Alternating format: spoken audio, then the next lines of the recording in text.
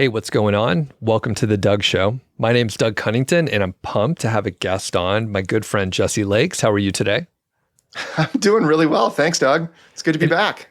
And it's been way too long. I think you are the most frequent guest on the Doug.Show. In fact, about a year ago, you were here in studio. It might be closer to a year and a half. So as friends and professional acquaintances, we have not been doing a good job keeping up with each other, but you're on the show and we're going to talk about mastering Amazon Associates in 2025, 2026.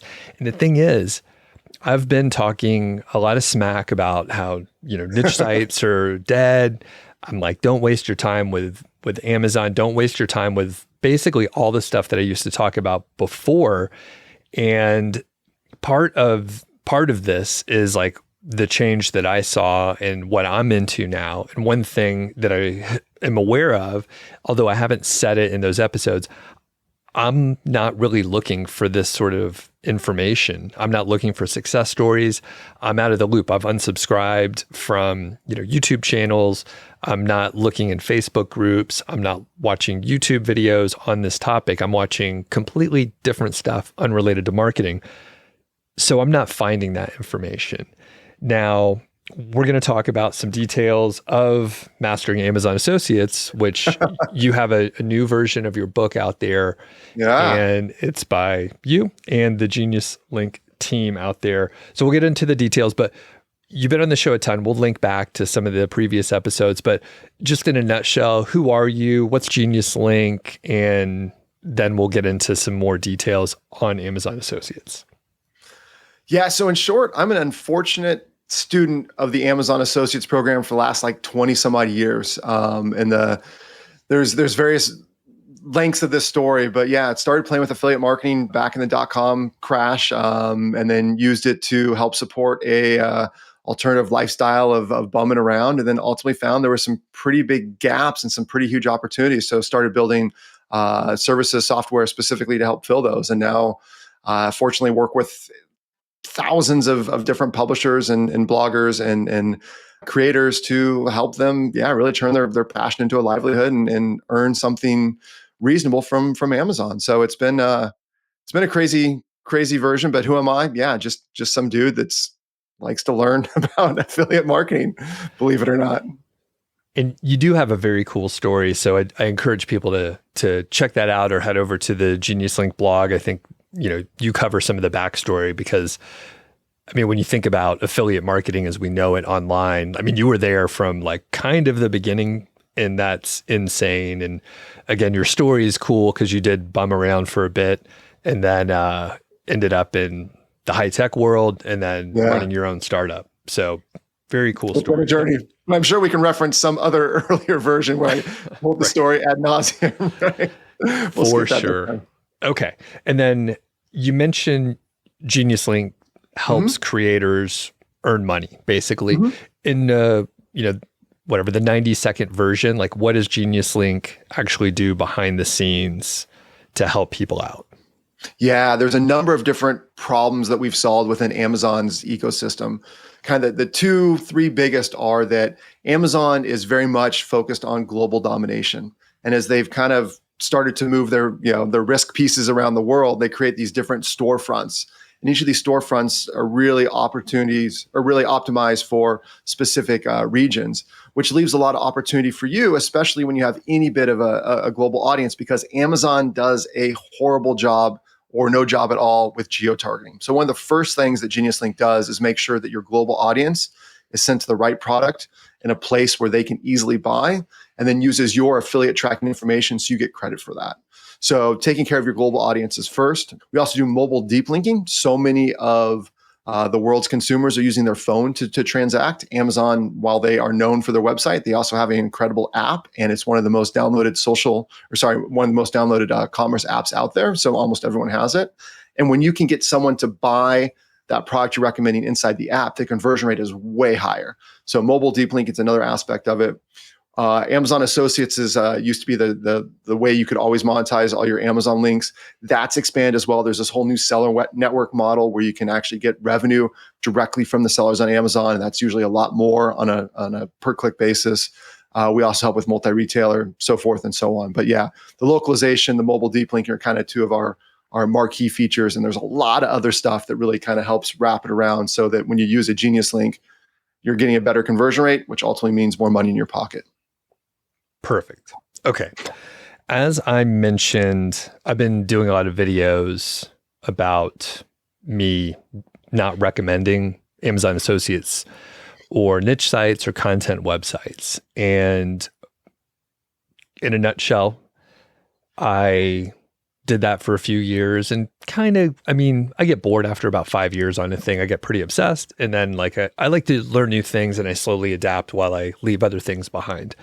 I'm not unique in that way, but as I look back at my career, that's kind of what happened. Now, the thing is I've stopped talking about it as much. However, there's a lot of people that I think they're going to ChatGPT or somewhere else and they're saying, hey, is Amazon a good way? Or what about affiliate marketing with websites? They end up on my site and that's the first time they see anything about it. And they're like, oh, this seems pretty good. The problem is I wrote that article 8 years ago. So, and I have very little incentive to go and clean it up or change it or anything like that. Absolutely.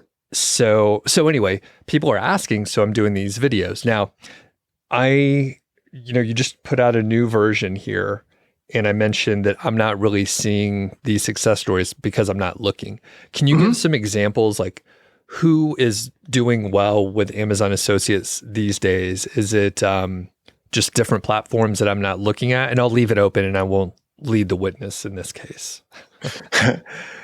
We're seeing success still kind of honestly across the board. Yes, there are some areas that have definitely been hit, right? And one of the areas where you were, a leading voice for a long time is really that niche and authority website. And I think it's not that they're not able to monetize Amazon or use Amazon as a core revenue stream like they used to. It's just, it's a challenge on the other side of the coin where Google has made it incredibly difficult to bring the traffic that they can then monetize. Amazon's doing incredibly well as a business, right? The retail side, it continues, their stock price is just up and up. They continue to sell more and more and more. They continue to also be it's the next 8 largest retailers combined have approximately the same market share as Amazon does. 40 some odd % US e-commerce market share belongs to Amazon. So Amazon affiliate hasn't fallen off. I think it's really the challenge kind of on the backside of getting traffic. So I'm kind of sidestepping your question to a little bit. Niche and authority sites, we don't see them as prevalent as they once were. And again, I think that's not because of the monetization, but more of the traffic. On the flip side, we're seeing 1 or 2 or 3 person teams really focused around a creator, video first, working on social media, blowing up. We've been very fortunate to work with some of the largest mass media brands out there. And we see that, while they're relatively large clients for us and often, in the top 10, some of the other top 10 clients are, these very small teams that are very focused around helping people find deals or products or whatever it might be via a Facebook group or a TikTok channel or, Instagram Reels.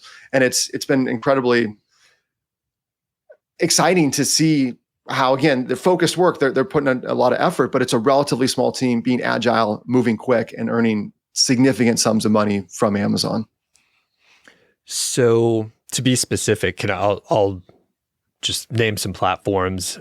So is it like YouTube and Instagram and TikTok and the usual suspects where a lot of conversations are happening?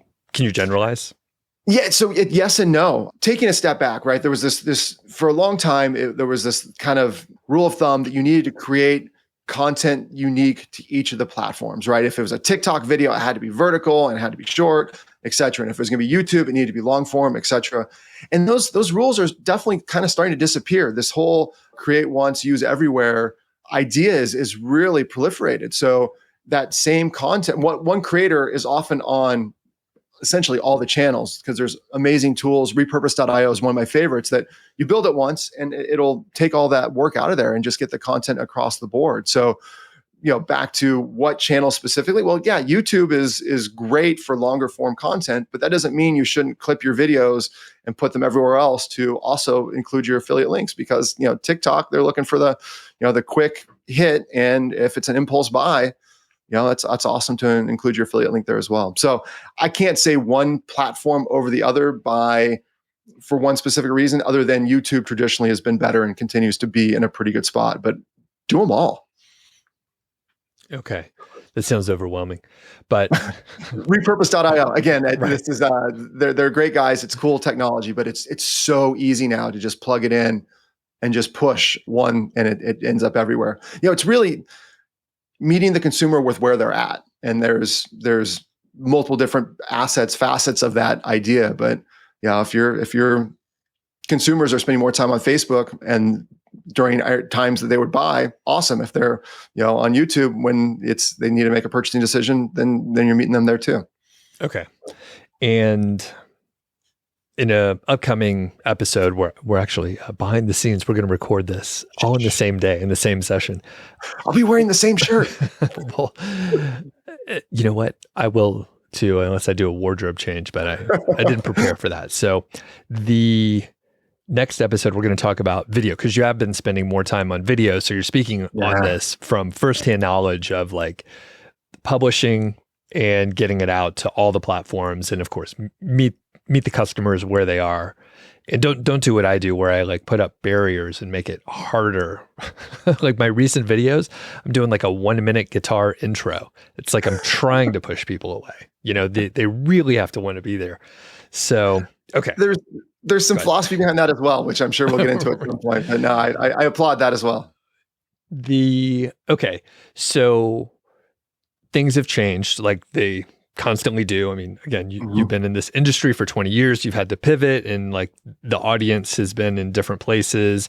Consumer habits are completely different. I mean, I've little side story. So I ordered some stuff on Amazon recently, as most of us do, like once a week or something like that. So, and I'm in a hub area. So half the stuff I buy, I could like get today or like overnight. And I know not everyone's in that situation, but like, and you're in that spot too, right? Like they have drones. I'm in the shadows of Amazon. Exactly. Yeah. Exactly. Haven't got a drone delivery yet, but yeah.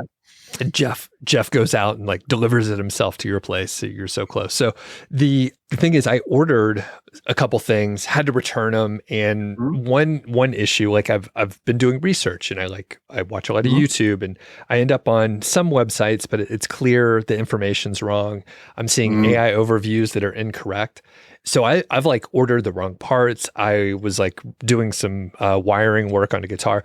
Yesterday, I spent like an embarrassing amount. I spent about 6 or 7 hours like wiring something that should take like a few minutes, and it still didn't work because I had the wrong part. And then I watched like incorrect information. And anyway, so all this bad sort of stuff. And my trust is lower. But one good thing, I was able to return stuff via Amazon, and I ordered a bunch more stuff. But I'm like very hesitant to trust the information that I find from websites. Now, I mean, videos are usually better, but insane that I watched something and I was like, this is wrong. Like, but I didn't know until I wired it up, which is like not cool. So all that to say, I did have a question buried in there, but like people do buy so much from Amazon, and there's still, I mean, I buy more now than I did in the past, but things have shifted. So you have a new version of the book. Can you tell us about some of the things that changed from, whatever version 1.1 and 2 and so on? So what's different now? Yeah. So that's a great question. I want to actually, if you don't mind, can we take a quick step back about, please? It is crazy how confidently AI is helping us be in sharing wrong information, right? I love ChatGPT. I use it every single day, but it's the point that you're making, I think, is a really important one, is that it's empowering, especially the written word, where it's relatively easy to crank out AI slop to have a few details wrong, and those details matter a ton, especially when you're connecting things, you need specific parts. which I think kind of goes back to kind of one of the themes we're really kind of hitting on today is around for bloggers in 2025, it's not just, yes, use the tools available for you to be efficient, but when you can actually confidently make a video along with having written word, I think that goes so much further and just proving that authenticity. And I think that's honestly where we're going to see the future moving, is that you need the content to be easily indexable, to show up on the little bit of Google SEO or wherever to be there. But ultimately, people are going to trust a real video, not a 30-second Sora video that's all animated, whatever. But you longer form, working through, talking through. I think that's one of the last vectors where there really is a lot of authenticity left. So back to what do bloggers do in 2025 to make Amazon Associates revenue? I think as you alluded to, video is a key piece of that because of the misinformation that comes from little bits here and there. And again, I don't know your scenario super specifically, and hopefully it wasn't a video, long form video that led you astray. But so funny thing, since we are getting into the details, and thanks for going back to this, because it is important. Like I was already hesitant to trust the AI overviews because I know where a lot of the content came from for the things that I'm searching for. It's from like websites that I hired people to write content for, and they didn't know what they were talking about. And we have AI eating its tail at this point where people are creating content based on that. And it was some very basic things that AI should be very, very good at, and it was recommending. So in this instance yesterday, so I'm basically ignoring the AI overviews. I'll look just to confirm the inaccuracy, but I won't use that. But it's fun to catch AI in a lie but that's isn't helpful. It's so crazy, and it's like, oh, is that actually right? It's like, no, it's not right. I don't know what I was saying. It's like, man, get your shit together. Exactly. If I'm going to trust you. Yeah. So in this case, it actually was a long form video. It was only like 3 minutes, but technically long form video. Yeah. And it was like unclear for which part it was for. So this person had ordered something that was different than what the normal default thing is out there in the world. So imagine, I don't know, if you got like a 9-volt battery and then the polarity was switched. Bad example because you flip it, but basically it's that. And he's like, this one was different, but he didn't like emphasize that. So as I went through, I realized it before it got too bad, but then I had other failure points. So it's the first time that I've worked on guitar wiring, and I've taken a lot of electrical engineering classes, but like 25 years ago. So I'm kind of out of practice soldering. And so there were a number of things that slowed me down, but like it's all going to work. I didn't destroy anything, but it was a little frustrating to like, you have the wrong part and then you got to send it back and the blah, blah, blah. So just to challenge you real quick, would you have had that same challenge 5 years ago though? Because DIY, at least for me, it's 3 steps forward, 2 backwards, spin around a little bit. Like I'm not a great DIYer, but I also don't have the background that you do as well. Great question. One issue, I think I would have been better off a few years ago. And the only thing is there's too much information now, and a lot of it's wrong. Because like what I started to see, I'm pretty sure there's websites that are taking PDFs of wiring diagrams. And this is just the specific industry and thing that I was looking at yesterday. But I was like, these are from another website, and the text around it seems AI written, and it looks like just a traffic grab. So they're taking PDFs, repackaging it, writing some garbagey content, and then Google is ranking it. And then I go there and I'm like, this looks like BS. The URL is derivative of another site that I know of. And I'm like, marketers ruin everything. There's some, just all this garbage. And then probably, AI is gobbling up that inaccurate content. And then other people are making those diagrams and it's like inaccurate. It's just not right. So I have to be very careful from which sources I'm going to. All that to say, 5 years ago, fewer sites. I probably would have, like, you Google it, like 3 sites come up or whatever. And then it's just, there's too much information that seems untrustworthy, or that seems like it could be trustworthy. But now I'm finding that I'm like, it's much harder to find what to trust. And I think distilled down, it's video, because that's hard to fake. There's a couple websites where they actually had, I mean, these are companies that sell these materials. So they have photos, and I could tell they're actual photos of them wiring step by step, like you would see in a forum in 2010 or whatever. Like that's what it would be. So, okay. I don't know. Awesome. Yeah. Thanks for diving down that with me for a minute. Yeah. So what's changed? Yeah. So Amazon changes, and that, of course, triggers us to have to update. The biggest updates, I think, between 1.3 and 1.4, which we published earlier this year, is twofold. One is that for the longest time, Amazon never allowed affiliate links in email. You would see someone do it here and there, but that was probably because they hadn't been caught yet. But that was back to kind of this whole, all these different pieces. Social media is great, but it's rent and land. Your websites, you have to battle, Google for traffic. But email marketing, email newsletters have always been kind of held at a pretty high standard as owning your traffic in one of the cleanest, clearest ways to interface with your audience. Well, as of last March, Amazon's cool with that now. And that's obviously a huge difference, to be able to put affiliate links directly into the content that you're sending your audience and they're engaging with and trusting it. So that was a big change, and that definitely needed an update. And then the second piece that really needed some clarification push, and there's a lot more to it than just these two pieces, but these are the biggest ones that Amazon did, is back this whole seller network push. So let me take just a quick step back, because I think this is important for anyone that's watching that is curious about monetizing with Amazon.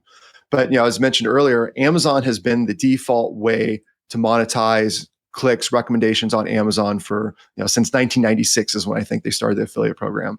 So closing on 30 years. Amazon associates over the last decade or so, it's been kind of their average commission rate has continued to drop, and it's just been a bit more of a challenge to monetize at the higher levels that it was before. And what we're seeing is that Amazon has actually introduced some relatively new technology that opened up this new kind of cottage marketplace. But the idea of ads becoming another major pillar of Amazon, where they're getting people to buy ads inside the Amazon site, has led them to build something called the Attribution API. And the gist of it is that Amazon allows you have these 5 different parameters you can attach to an Amazon link that allows you to track different sales coming in. Now, it's kind of the opposite of associates, where they're not paying you for those sales, but the Attribution API gives you a pretty clean and very data forward way to see that traffic from other sources. So maybe it's Facebook ads, maybe it's Google ads coming through. On top of that, the retail team also offered this incentive to sellers where they would discount up to like 10% of their fees if they drove traffic from offsite. So instead of relying on Amazon being the person that brings the traffic, if the seller can bring the traffic and then sell on the Amazon platform, they get a discount.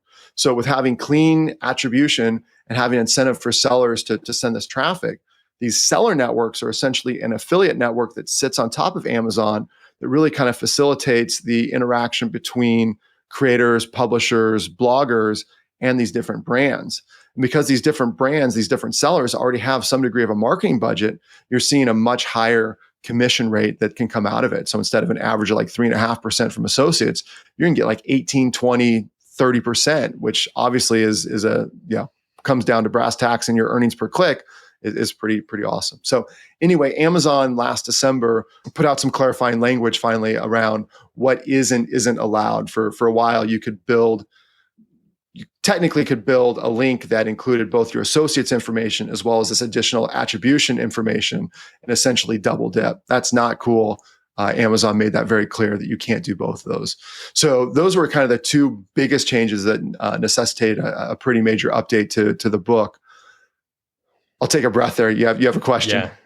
Yeah. No, this is pretty cool. So, and I'll quickly summarize the couple and then ask a follow-up. So number one, you mentioned you could put affiliate links in emails, which is pretty cool. I haven't, actually done much with that, but now that you mentioned it, I was like, oh yeah, I can do that. And people open emails, and, my specific email list are not geared towards like products. So I know it's not going to convert as well as if I had a email list around a certain topic and I'm like, I use this thing to do X. Not as direct, but still effective. Right. The seller network thing, very interesting. And you mentioned Amazon basically having, they earn a lot of money from basically the sellers running ads. Yeah. And when you hop over and you search for something, it's sponsored all over the place. When you take a look, it's just everywhere. And I think I started running across videos that Amazon was earning some pretty insane amount of their revenue from ads. And, it's quite an ecosystem. So because of that, they have they have a good API. So now the attribution can be tracked all over. And so the seller network, it sits external to Amazon. Is that correct? Exactly. Yeah. Can you tell us more about that? Like if let's say, obviously I have a YouTube channel. So if I'm like, oh, I want to tap into the seller network, I'm curious, like, are there some good opportunities? How does that look? Yeah. So there's a handful of different seller networks now. So Levanta is one of the earliest. Full disclosure, we're a small investor in that, so follow them very closely. But they're one of a growing number. And in fact, we've seen some of these smaller companies pop up with seller networks. We're also seeing some of the large affiliate networks also doing an Amazon play. Impact has a number of brands that they sell on Amazon that can be monetized through this as well. But the gist is you now have this affiliate network, very optimized for Amazon. And then again, it's kind of that two-sided marketplace where you have the sellers, the brands that have vacuums or battery caddies or Amazon, of course, you sell everything on Amazon. So they've got these different products that you will then kind of opt into, or you have to get a blanket, these are all the different products you earn commissions on. So then for your YouTube channel, you would essentially go, okay, yeah, I want to talk about product X, Y, and Z. Awesome. Well, here's product, X, Y, and something similar to Z. They're there. And you'd use an attribution link versus an associates link to earn from that. Of course, GeniusLink will make that all super easy for you and take out a lot of the complication. But the gist is, instead of, just drop in Amazon.com/blah, blah, it's Amazon.com/ MAAS equals blah, blah, blah, blah, blah. So slightly different links. The tracking, again, is super important, but I don't bore you with the details right here. Perfect.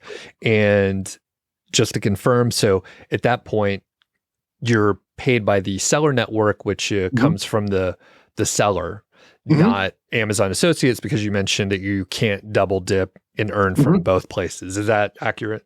That's exactly it. Exactly. Yeah. And then Associates is, it's a 90-day lag, and the seller networks are, paying quicker. Typically the commissions are higher, the earnings per click is higher. It's pretty cool. The kicker is it's maybe 2 million products spread across the largest seller networks versus 600 million across all of Amazon Marketplace. So it's very specific products, but some pretty good brands these days. So it's a pretty cool model.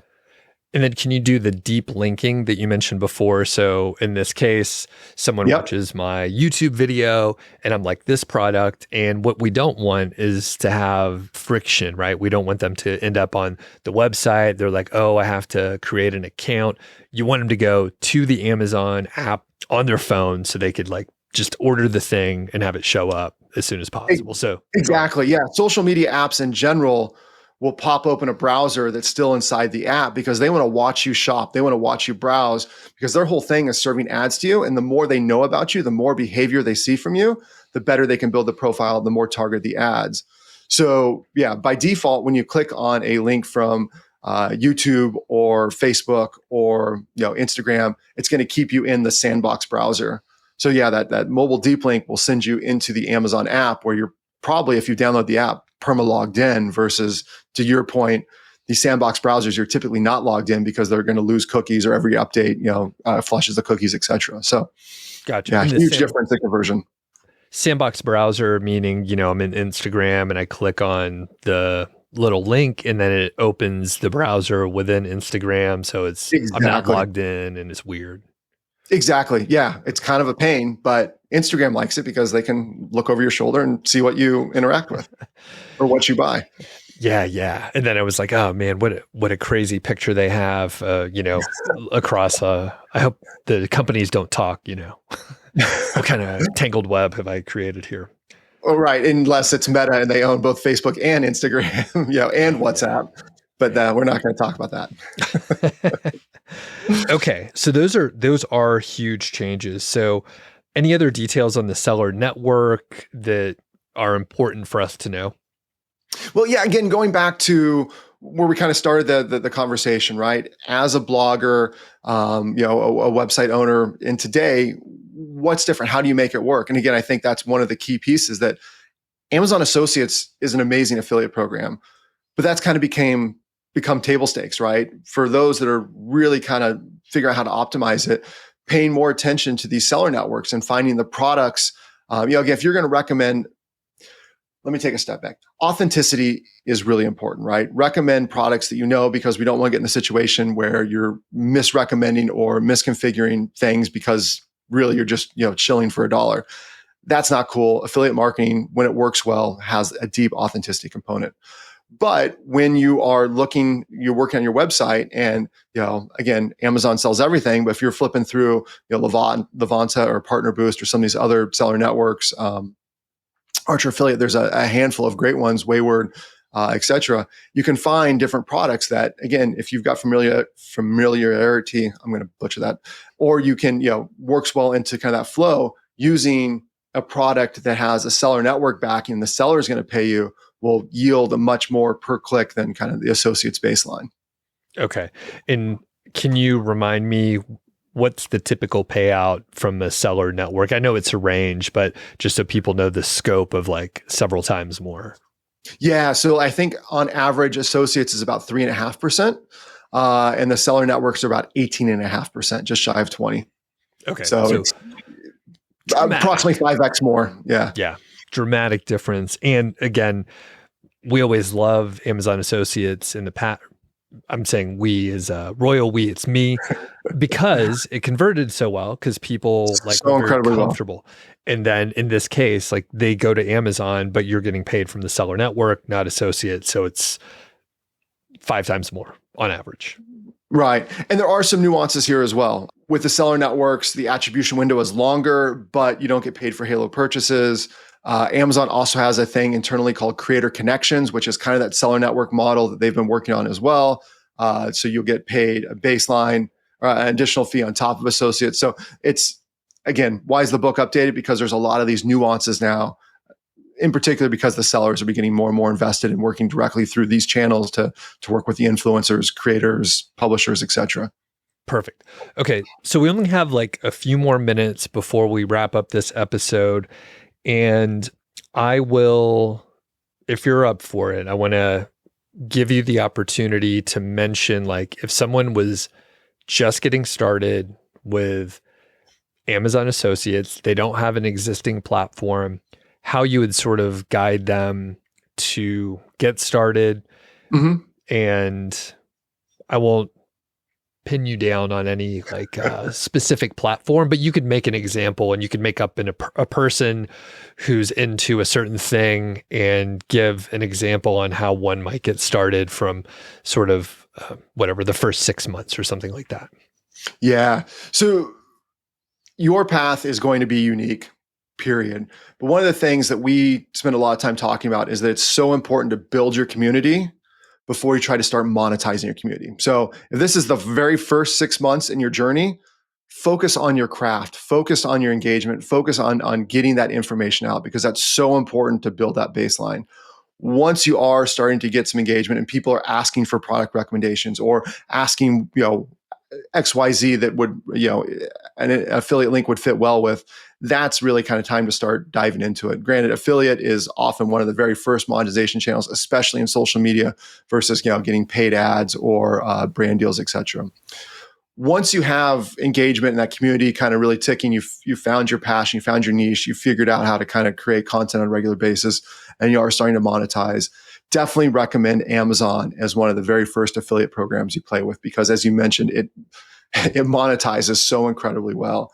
There's such a diverse range of products that are supported there. It's just easy to get started with, and that'll build your baseline. So play with that a little bit. Once you start to see things coming through, realize that there is some product market fit between what you are recommending with your audience there as well. Then it's time to start optimizing. And there's a lot of ways you can optimize. And again, that's really where GeniusLink has spent a lot of time, is helping those clients that are ready to take that passion and really kind of take that next step. And whether it's a full-time job or just a solid side hustle, start to give them some of those tools there. And that includes paying attention to how international your audience is, starting to pay attention to mobile deep linking so you convert better with everyone on mobile, et cetera. But back to kind of some other those early pieces, you will know where and how to get that information out. Again, is it a newsletter? Well, if it's a newsletter, how are you building that newsletter? Is it 100% Substack? Okay, that's awesome. That's a great place to start. Is there a video component of it? Well, if there's a video component, are you starting with YouTube, or are you starting with TikTok, or do you plan to go wide to begin with? And then how are you building that audience, et cetera? So it's less and less platform dependent. It's more about kind of having that business mentality mindset, but knowing that it starts with a strong audience and kind of growing from there. That was incredibly broad. Happy to answer any specifics off of that, but it's everyone's path is going to be a little bit different. So the one follow-up, and again, that was broad. If people want to learn more, get the book. We'll put a link out there. So it's on Amazon, by the way. Surprise.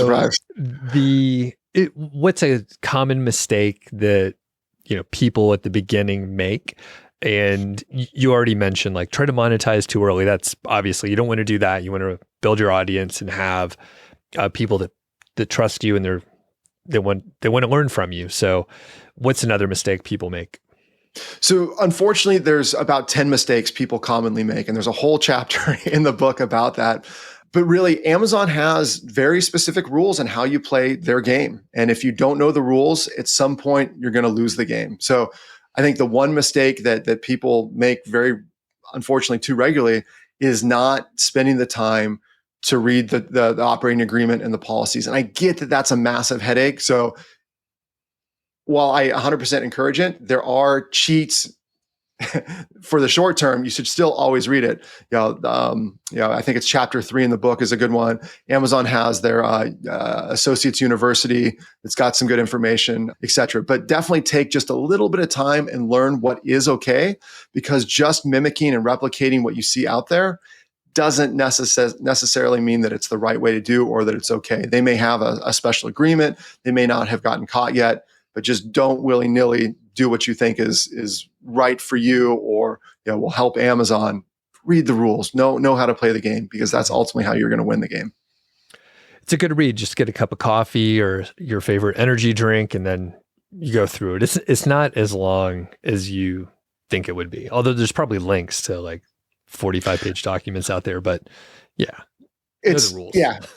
Exactly. It's not bad. Just do it. Take some notes, because there's nothing worse than hitting your best month ever, and then Amazon sending you a nastygram and then clawing back the last 3 months of commissions. Like that is the worst feeling in the world. Trust me. No fun. All right, Jesse, for people that want to learn more, where should they find you? So I spend a lot of time on LinkedIn, for better or worse. So I think it's just LinkedIn/something/Jesse Lakes. So JESSELAKES. But also feel free to email me. I love talking about this stuff. And I'm just simply JL, my initials, @geni.us. So send me a note. I love this stuff. Let me know how I can help. All right. We'll link up so people can find it really easy. Thanks a lot, Jesse. Absolutely. Cheers.